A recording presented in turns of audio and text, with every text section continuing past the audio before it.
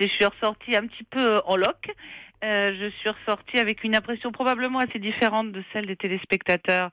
C'est-à-dire certes d'une grande intensité, d'une grande violence, d'une grande agressivité, mais probablement moins évidente que ceux qui regardaient leur télévision parce que c'était moins fort, il n'y avait pas cette espèce de proximité et on est ressorti quand même en se demandant ce qu'on aurait pu faire de mieux pour que ça se passe mieux sans avoir trouvé la solution parce que comme c'est un exercice extrêmement codifié et que nous ne sommes pas habilités à nous mêler du débat au-delà d'une certaine d'une certaine façon de faire régner l'ordre. On a réussi très très médiocrement, mais on ne peut pas non plus les fouetter.